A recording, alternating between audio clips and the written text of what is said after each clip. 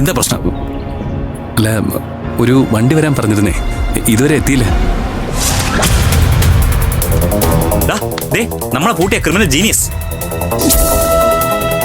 നമ്മളെ അയച്ചത് മിഥുൻ സാറാണെന്ന് അയാൾ കണ്ടുപിടിച്ച് കഴിഞ്ഞു. കല്യാണമായിട്ട് നേതാവ് ഇങ്ങോട്ടാ. എന്നെ ഒന്ന് ഹെൽപ്പ് ചെയ്യണം പ്ലീസ്. ആരെങ്കിലും കാണുന്നതിന് മുമ്പ് എനിക്ക് അത്യാവശ്യമായിട്ട് ഇവിടുന്ന് പോകണം. മുങ്ങണം അല്ലേ? വേണം. ഞാൻ ഇനി ഇവിടെ നിന്നാ എന്റെ അന്തസ്സും അഭിമാനവും ഒക്കെ ഇല്ലാതാവും. Don't worry. ഞാനൊരു കോടീശ്വരനാണെങ്കിലും എന്തു ജോലിയും ചെയ്യും. പരോപകാരിയായ കോടീശ്വരൻ. കല്യാണം നടത്താനും മുടക്കാനും ഞാൻ സഹായിക്കും. പക്ഷേ ഇതുവരെ ഒരു രാഷ്ട്രീയ നേതാവിന്റെ അന്തസ്സും അഭിമാനം കാത്തു സൂക്ഷിക്കാൻ എനിക്ക് അവസരം കിട്ടിയിട്ടില്ല. അതുകൊണ്ട് തന്നെ താങ്കളെ ഞാൻ രക്ഷിക്കും. വേഗം കാര്യം കരിക്കും. നീ കേറ്. ഞാനെന്തിനാ വരുന്നേ? എടി, നമ്മൾ നടത്തുന്നത് കല്യാണ പന്തലിൽ നിന്നുള്ള ഒളിച്ചോട്ടാ. ചിലപ്പോ നിന്റെ സഹായം ഞങ്ങൾക്ക് വേണ്ടിവരും. കേറ്. ഇവളും കൂടി വന്നിരുന്നെങ്കിൽ കിളി പോലെയുള്ള ഈ പെണ്ണിനെ ഇംപ്രസ് ചെയ്ത് വശത്താക്കാമായിരുന്നു. വാതുരി കേറ്.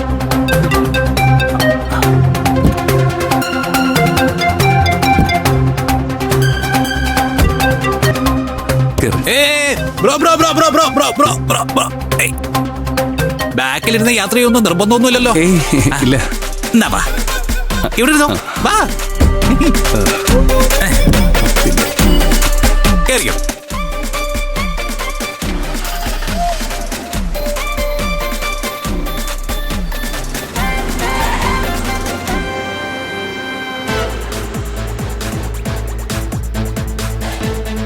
സാറും അയാളും തമ്മിലുള്ള ആ പ്രശ്നങ്ങളൊക്കെ പറഞ്ഞു തീർത്തോ? അങ്ങനെ തോന്നുന്നു. ആ, രാഷ്ട്രീയക്കാരനല്ലേ, ആരെയും പറഞ്ഞ് ചാക്കിലാക്കും. സാറ് കല്യാണത്തിൽ നിന്ന് രക്ഷപ്പെട്ട സ്ഥിതിക്ക് ഇനി നമ്മളെ ചീത്ത വിളിക്കില്ലല്ലോ. അത്രേ സമാധാനം. നീ വണ്ടി എടുക്ക.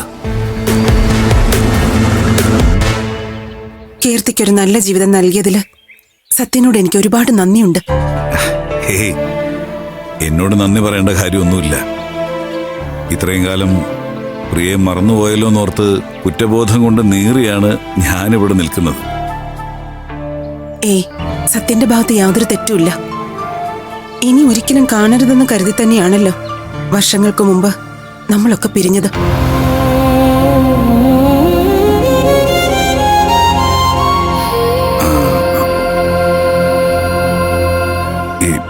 ശില്പ, അല്ല, ഞാൻ ചോദിക്കുന്നത് കൊണ്ട് പ്രിയക്കൊന്നും തോന്നരുത്. ശില്പ ഞാൻ ഉദ്ദേശിക്കുന്ന കുട്ടി തന്നെയല്ലേ?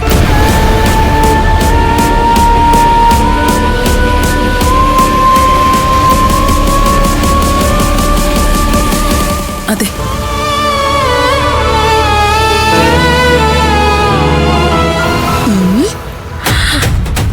വയ്യാണ്ട് ആ ഒരു സംസാരം.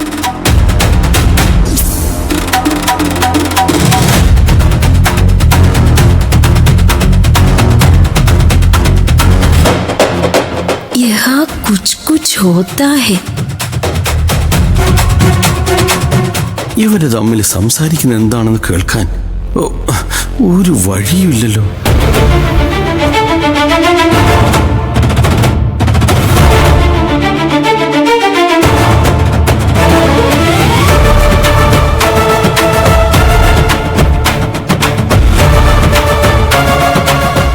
അവിടെ ചെന്ന് നിന്നാൽ ബയ്യേയും പുരാണി പ്രേമിയെയും തമ്മിൽ എന്താ സംസാരിക്കുന്നതെന്ന് കേൾക്കാം.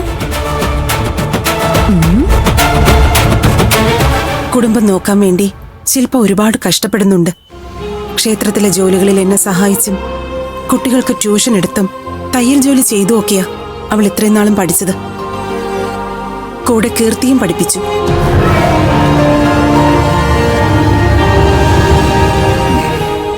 ശില്പയുടെ വിവാഹത്തിന് മുൻപ് കീർത്തിയുടെ വിവാഹം നടക്കുന്നതിൽ പ്രിയ ടെൻഷൻ അടിക്കേണ്ട കാര്യമൊന്നുമില്ല.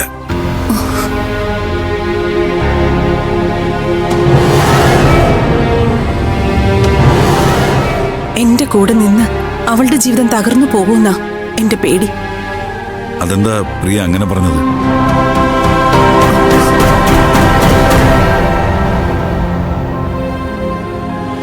പ്രശ്നം ഗോപേട്ടന്.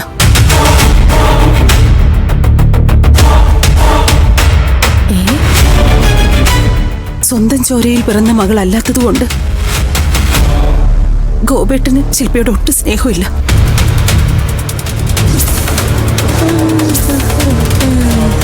ഒരച്ഛന്റെ സ്നേഹം ശില്പയ്ക്ക് ഇതുവരെ കിട്ടിയിട്ടില്ല.